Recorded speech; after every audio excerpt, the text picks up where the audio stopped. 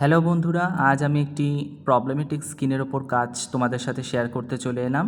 আমি প্রথমেই একটি ছবির মাধ্যমে উপস্থাপন করে দিয়েছি তোমাদের সামনে যে ওনার স্কিনটা সারা মুখে কিন্তু ওনার ওপেন পোর্স ছিল এবং ছোট ছোট র্যাশ পিম্পলে ভর্তি ছিল, আর ওনার এজ হচ্ছে 45 আপ। সেই স্কিনের ওপর আমি প্রথম কাজ করেছি। আমি জানি না কতটা ফুটিয়ে তুলতে পেরেছি। আর একদম দেখো সামনে থেকে জুম আউট করে কিন্তু আমি তোমাদেরকে বেস মেকআপটা দেখিয়ে দিলাম যে সম্পূর্ণ ওপেন পোর্সগুলো কতটা আমি ঢাকতে পেরেছি।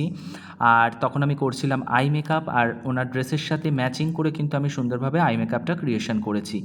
এই দেখো আমার ফাইনাল লুক, যেখানে উনি কিন্তু খুবই হ্যাপি হয়েছিলেন। আর বিশেষ করে ওনার আই মেকআপটা কিন্তু ভীষণ পছন্দ হয়েছিল, যেহেতু ওনার ড্রেসের সাথে কম্বিনেশন করে, কালার কম্বিনেশন করে আমি আই মেকআপটা করেছি। আর সবথেকে বড় কথা হচ্ছে বেস মেকআপটা ওনার ওপর কিন্তু খুব সুন্দরভাবে ফুটে উঠেছে, যেটা উনি আমাকে নিজেও বলেছেন যে আমার বয়সের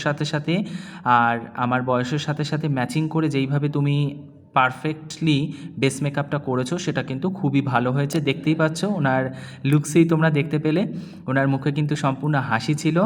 আর কতটা ভালো করে ফুটিয়ে তুলতে পেরেছি আমি জানি না, আমার কমেন্ট সেকশন অন করা থাকবে, তোমরা জানিও। কিছু ভুল ত্রুটি হলে অবশ্যই আমাকে ক্ষমা করে দিও।